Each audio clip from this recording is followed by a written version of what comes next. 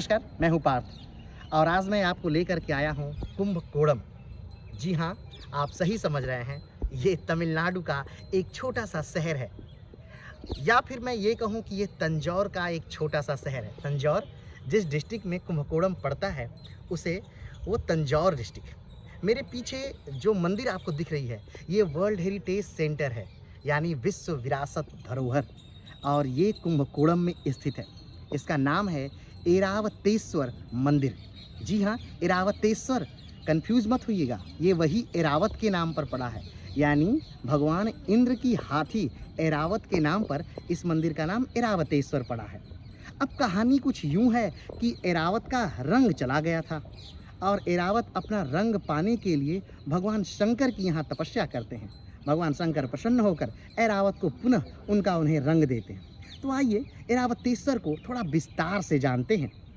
ऐरावतेश्वर मंदिर तंजावुर जिले के कुंभकोणम क्षेत्र में स्थित है। 18 मध्यकालीन युग के बड़े हिंदू मंदिर समूह में से एक है। यह मंदिर शिव को समर्पित है।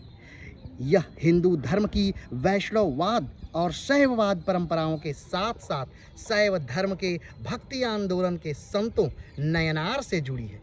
नयनार नयनार नयनार यानी कि दक्षिण भारत के वो संत जो भगवान शिव की पूजा करते हैं उसे नयनार कहते हैं, और दक्षिण भारत के वो संत जो भगवान विष्णु की पूजा कहते हैं उन्हें अलवार कहते हैं। किंवदंतियों को भी श्रद्धापूर्वक पूरा करता है। पत्थर के मंदिर में एक रथ संरचना शामिल है और इसमें प्रमुख वैदिक और पौराणिक देवता शामिल हैं, जैसे इंद्र, अग्नि, वरुण, वायु, ब्रह्मा, सूर्य, विष्णु, सप्तकात्ताएं, दुर्गा, सरस्वती, श्रीदेवी, गंगा, यमुना, गणेश, काम, रति और अन्य। शिव की पत्नी के पास पेरिया नायकी अम्मा मंदिर नामक एक समर्पित मंदिर है। यह ऐरावतेश्वर मंदिर के उत्तर में स्थित है। एक अलग मंदिर है। बाहरी प्रांगण पूरा होने पर यह मुख्य मंदिर का एक हिस्सा रहा होगा। वर्तमान में मंदिर के कुछ हिस्से जैसे गोपुरम खंडहर में है। गोपुरम, मेरे पीछे जो ये इमारत है ये है गोपुरम। गोपुरम का अर्थ होता है दक्षिण भारत में एक प्राचीन प्रथा है, प्राचीन कहें या प्राचीन से शुरू हुआ और वर्तमान समय में आया एक प्रथा थी कि जो दक्षिण के मंदिर थे उनके गेट बहुत बड़े होते थे, उनके गेटों को ही गोपुरम कहा जाता था। आप ये तो बात जानते ही होंगे कि मंदिरों की 3 निर्माण शैलियाँ हैं, उत्तर भारत की नागर शैली, दक्षिण भारत की द्रविड़ शैली और मध्य भारत यानी उत्तर और दक्षिण की मिली हुई जो शैली है वो शैली यानी बेसर शैली। तो दक्षिण भारत में जितने मंदिर बने हैं वो सारे द्रविड़ियन शैली वास्तुकला शैली के मंदिर हैं। अगर हम आगे बात करें तो मंदिर का एक हिस्सा ये गेट भी कभी थे। वर्तमान में मंदिर में कुछ हिस्से जैसे गोपुरम खंडहर में हैं और मुख्य मंदिर और संबंधित मंदिर अकेले खड़े हैं। इससे 2 सूर्य घड़ी हैं, सुबह और शाम की सूर्य घड़ी, जिसे रथ के पहिए के रूप में देखा जा सकता है। मंदिर हर साल माघ के दौरान हिंदू तीर्थयात्रियों की बड़ी भीड़ को आकर्षित करता है, जबकि दुर्गा और शिव जैसी कुछ छवियां विशेष पूजा का हिस्सा होती हैं।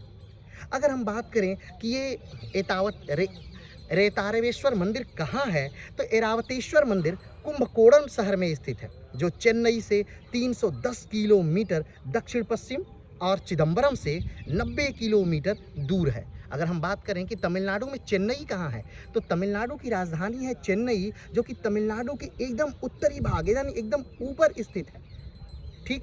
और वहाँ से 310 किलोमीटर की दूरी पर यह कुंभकोणम शहर स्थित है। चिदम्बरम से उत्तर पूर्व में गंगई कोंड चोलपुरम मंदिर से लगभग 30 किलोमीटर, यहाँ से एक मंदिर है गंगई कोंड चोलपुरम, वो यहाँ से 30 किलोमीटर की दूरी है। अगर हम बात करें कि ये तीनों मंदिर, ये तमिलनाडु के 3 मंदिर गंगई कोंड चोलपुरम, ऐरावतेश्वर मंदिर और बृहदेश्वर मंदिर, तंजौर का बृहदेश्वर मंदिर, ये तीनों मिलाकर ही विश्व विरासत सूची में शामिल है, यानी वर्ल्ड हेरिटेज में। तो अगर हम यूनेस्को की बात करें तो ये तीनों मंदिर को मिलाकर के कहा जाता है चोल की जीवित प्रतिमाएं।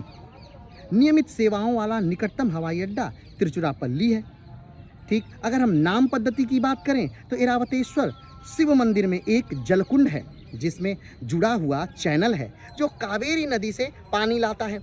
हिंदू हर साल कुंड में डुबकी लगाने के लिए इकट्ठा होते हैं। स्थानीय पौराणिक कथाओं में बताया गया है कि कैसे ऐरावत या इंद्र के सफ़ेद हाथी ने इस कुंड में डुबकी लगाने के बाद साफ सफ़ेद त्वचा प्राप्त की थी। वह किदवंती आंतरिक मंदिर के पत्थर पर उकेरी गई है और इंद्र के इस हाथी ने इस मंदिर को अपना नाम दिया। चोलों ने अपने साम्राज्य भर में सैकड़ों हिंदू मंदिर बनवाए। इनमें से 4 पत्थर के विमान से बने विशाल परिसर थे।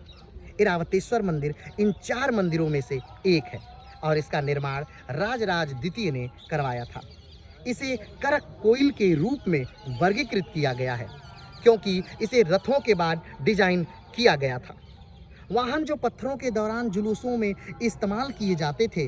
अन्य 3 मंदिर राजराज प्रथम द्वारा नियमित तंजाउर, राजेंद्र प्रथम द्वारा निर्मित गंगई कोंड चोलपुरम और कुलत्तर द्वितीय द्वारा त्रिभुवन में पाए जाते हैं। ऐरावतेश्वर मंदिर एक और वर्गाकार संरचना है जो 1166 में पूरी हुई थी। बचा हुआ मंदिर एक मिश्रित दीवार से घिरा हुआ है जो लगभग 160 मीटर गुणा 70 मीटर, जिसमें दीवार के बाहरी नंदी मंडप और ध्वजन पाए जाते हैं। वैसे तो अगर हम बात करें इस मंदिर की तो सैकड़ों बातें हो सकती हैं। लगभग एक पूरा दिन चाहिए, एक पूरी रात चाहिए, फिर भी इस मंदिर की बातें समाप्त नहीं होंगी। कारण ये है कि ये मंदिर विश्व विरासत सूची में है और फ्रांस, जर्मनी, जापान, विश्व के सारे देशों से लोग इन मंदिरों को घूमने आते हैं क्योंकि वास्तुकला का बेहतरीन बेजोड़ नमूना है जो कि चोलों ने हमारे देश में दिया।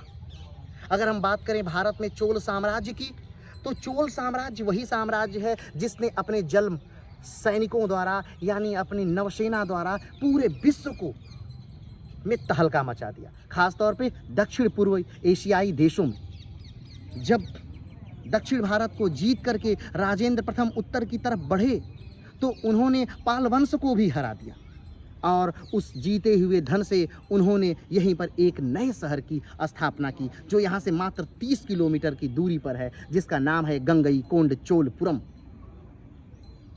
तो आज के लिए इतना ही, फिर मिलते हैं एक बेहतरीन शहर के साथ, एक बेहतरीन मंदिर के साथ। तब तक के लिए नमस्कार, धन्यवाद, जय हिंद।